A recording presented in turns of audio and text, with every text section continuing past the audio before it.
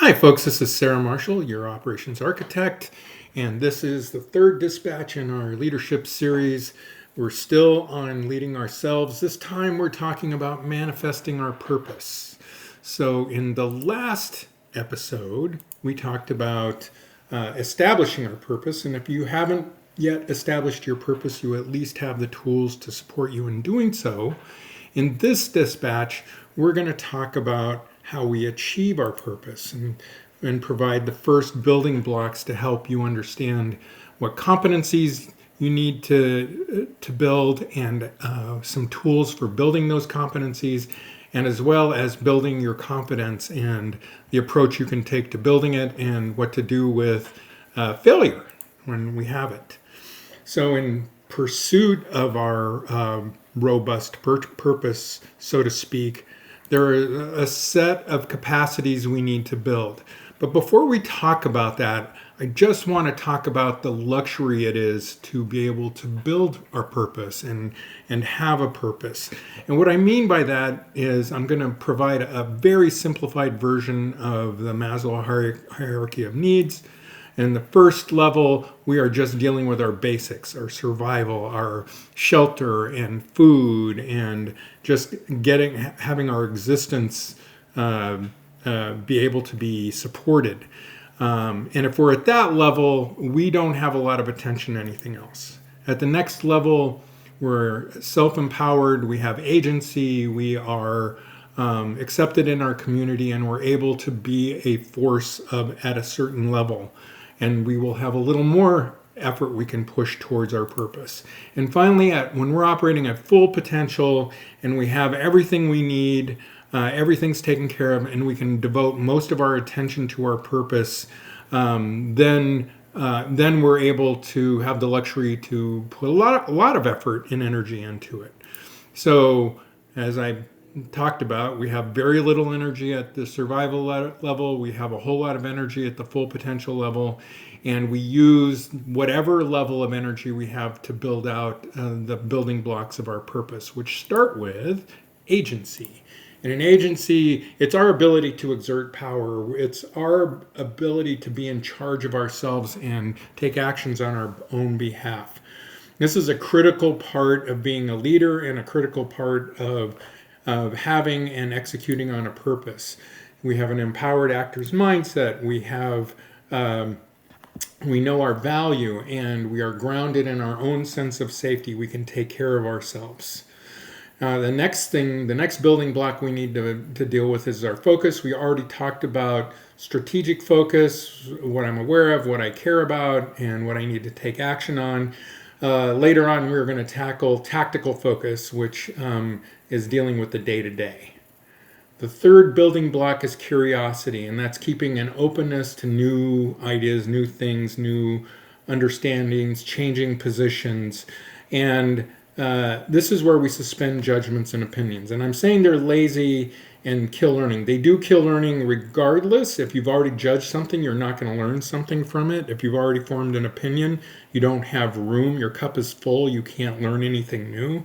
And what I mean by lazy is judging is a primitive act we do. It is something we do because on the savannas when we were primitive people, if we didn't make judgments about what was out there, we were likely to be killed. But in this case, we want to suspend our judgment so that we are learning whatever we can from the situation. Adopting a beginner's mind means doing everything that you're doing, even if you've done it 1,000 times, you do it as if you've never done it before so you can learn something new from the act. And then providing empathy, both for others, walking a mile in their shoes, and also empathy for yourself and your own foilables as you're growing and developing. And finally, and this is a big one, encourage oppositional viewpoints and constructive conflict. So I try to surround myself with people that don't think the way I do, because if we are arguing constructively about our points, we both will learn something from that. Once we've built out, these are the building blocks of competency. We apply all these to the competencies we need to develop. And I'll get into in a minute the competencies we need to develop as a leader. But we also need to develop confidence. And confidence is required because if you have two skiers at the top of a hill and one skier is not confident and the other is very confident, but they both have the same skill level, who's going to have the better ski run? And I declare that it's the person with confidence, because they're going to be relaxed, they're going to be in their body, they're going to trust themselves, and they'll have a comfortable track down the hill, whereas the person that's just as competent but not as confident will have a more difficult time. So we really need to layer in that confidence to lubricate our way forward. That includes suspending self-critique while we're working on things, to lean heavily into what we know, and then generalize those experiences into others so that we can use them against even unknown issues that we're dealing with. And then, very importantly, when the job is done, learn from our mistakes, because that learning is going to be more important than any success that you've achieved. Build a support team around yourself to help you, to give you a safety net in getting the things done that you need to get done. And those might include coaches, mentors, consultants, experts, a team around you that's focused on the same thing, stakeholders that you're touching in the efforts that you're doing. But you want to build a support team to help you, especially when it comes to building that confidence, because when you're building your confidence, you're trying to build competence in three areas: the capacity to lead, the subject matter of the area that you're working in, the challenge that you're facing, and the contextual understanding of the circumstance within which those efforts are residing, so you know how to deal with the ecosystem around you. And in doing that, you are going to be facing challenges. We all face easy challenges. When I was coming into adulthood, I didn't know how to budget, and it was very difficult for me to run a household budget because I just didn't understand it. By the time I hit middle age, budgeting is a very easy thing. It may be boring, but it's very easy for me to do, so I understand what's going on with my finances. I have many, many easy challenges in my life going on, and we all do. And those are ones we can tackle and feel confident about. When I'm training people, ideally I want to give them challenges that are just a little bit bigger than their last big challenge, maybe just a little bit bigger than their current capabilities, so that they are continuing to stretch and develop themselves in the process of tackling the challenges in front of them.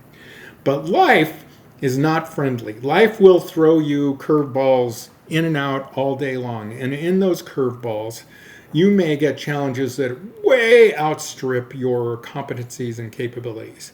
And so when you're dealing with these, you're going to have to deal with them the best you can. However, sometimes you eat the bear, and sometimes the bear eats you, as the stranger from The Big Lebowski said.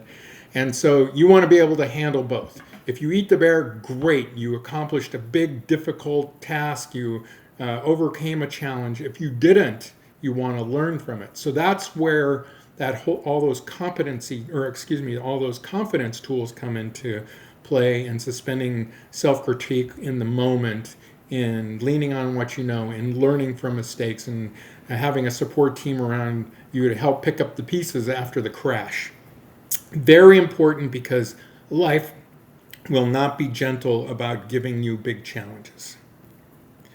So what have we covered in this dispatch? We've covered not only establishing our purpose, but learning how to manifest it by growing our capabilities and our ability to meet our purpose in terms of building our competencies, building our confidence, and then being able to tackle the direction of our purpose and tackle the big commitments that we're making moving forward. We need to develop, in order to do that, we need to develop our agency, our strategic focus, our curiosity, and our confidence. You can read more about purpose in my article, What's Your Purpose?, in my blog, www.operations-architect.com. Have a great rest of your day, and as always, feedback is welcome.